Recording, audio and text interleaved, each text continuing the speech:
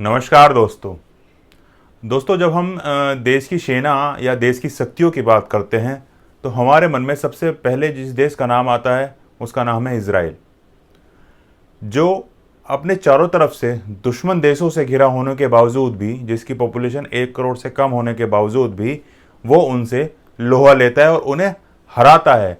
यानी कि टक्कर ही नहीं, वो उनको मात भी देता है। एक बार तो सारे जो इतने दुश्मन देश हैं उसके चारों तरफ सब एक साथ लड़ने के लिए एक साथ उसके ऊपर चढ़ाई कर दी थी, लेकिन वो तब भी जीत गया था।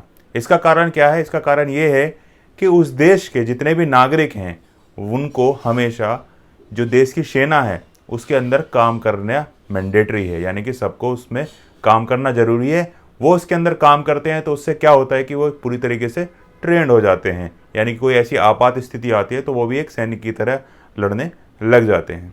दोस्तों, यही हमारी भारत की केंद्र सरकार ने एक योजना लेकर आई है जिसको अग्निपथ स्कीम का नाम दिया गया है, जिसके अंदर जो हमारे युवा हैं 17.5 से लेकर 21 साल के जो युवा हैं, यानी कि नॉन गजेटेड यानी कि नॉन ऑफिसर कैडर वाले जो लोग हैं, उनके लिए एक स्कीम लाई है जिसमें आपको सिर्फ 4 साल के लिए ही सेवाएं देनी होंगी। अब लोग ये सोचेंगे कि 4 साल के लिए ही देना है, उसके बाद क्या होगा? तो इसके बारे में हम आगे की वीडियो में पूरा डिटेल से समझेंगे।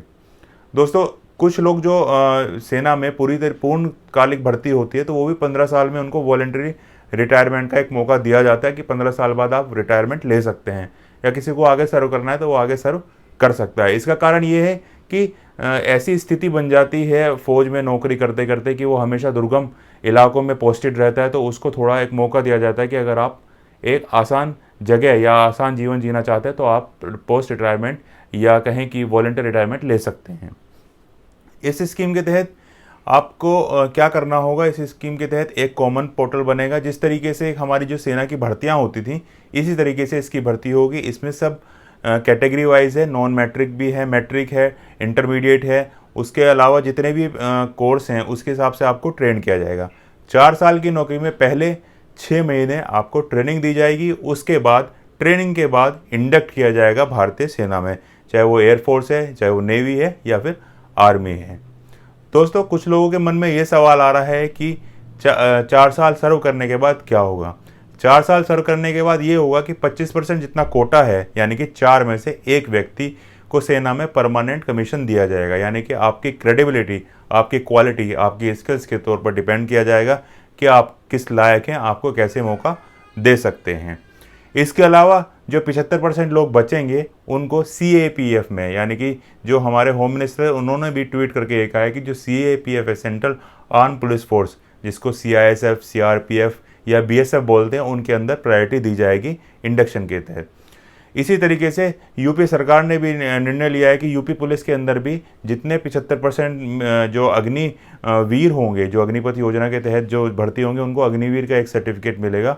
उनको यूपी गवर्नमेंट में भी, यूपी पुलिस में भी प्रायोरिटी दी जाएगी। अब देखना है कि अभी 2 जगह से ऐसा आया है, उसके अलावा शायद हो सकता है रेलवे से भी आए, दूसरे स्टेट गवर्नमेंट से भी आए।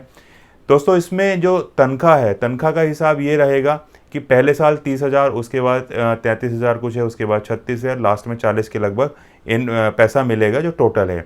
इसके अलावा इसमें से 30% जो अग्निवीर कॉर्पस फंड है उसमें कटेगा और उतना ही पैसा सरकार भी जमा करेगी। यानी कि जब आप 4 साल बाद आपका टेन्योर ख़त्म होगा तो आपके पास लगभग 10-11 लाख का कॉर्पस एक इकट्ठा पैसा हो जाएगा, जिसको आप अपने आने वाले किसी बिजनेस में, किसी काम में लगा सकते हैं। इसके अलावा जो मिनिस्ट्री ऑफ डिफेंस है उसने बैंक लोन की, यानी कि जो भी अग्निवीर होंगे जो अग्निपथ योजना के तहत आएंगे उनको बैंक ग्रांट, यानी कि बैंक से आसानी से लोन मिल जाएगा, जिससे कि वो अपने आने वाले भविष्य में 4 साल के बाद कोई भी बिजनेस करना चाहते हैं तो वो उसमें उनको फंड की ऐसी मारामारी नहीं रहेगी।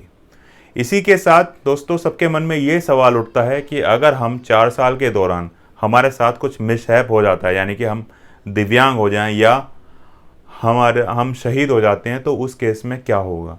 उस केस में ये है कि इसमें एक इंश्योरेंस रखा गया है जो 50 लाख लगभग का इंश्योरेंस है। अगर आप दिव्यांग हो जाते हैं तो आपको वो पैसा मिलेगा, और अगर आप अनफॉर्चुनेटली या कहीं कि शहीद हो जाते हैं तो उसमें उस केस में आपको 1 करोड़ रुपए जो आपके डिपेंडेंट है उनको दिया जाएगा, और जो टेन्योर बचा है, जो उसका पैसा है और जो कॉर्पस है, वो सारा पैसा आपको मिलेगा।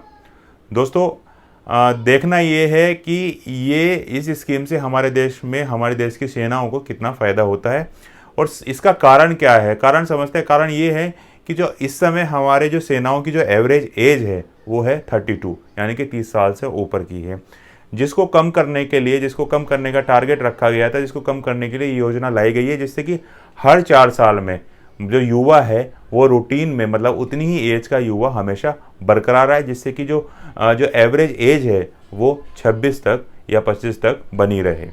क्योंकि आज का युवा जितना ज़्यादा टैक्स सेवी है, जो पहले के जो लोग हैं, जो 32 साल जिनकी एवरेज है, उनसे वो ज़्यादा टैक्स सेवी है। और जो युद्ध हैं आज के समय में, जितनी भी जो लड़ाई है वो हमेशा टेक्नोलॉजी के तौर पर इस समय लड़ी जा रही हैं।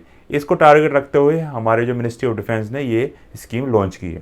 दोस्तों, आप भी अपनी राय कमेंट सेक्शन में ज़रूर बताइएगा कि क्या इस योजना से हमारे जो युवा शक्ति है, उसको फ़ायदा होगा या उसको क्या नुकसान इसके हो सकते हैं। वीडियो पसंद आए तो प्लीज़ वीडियो को शेयर करना ना भूलें और चैनल को प्लीज़ सब्सक्राइब ज़रूर कीजिएगा। धन्यवाद दोस्तों।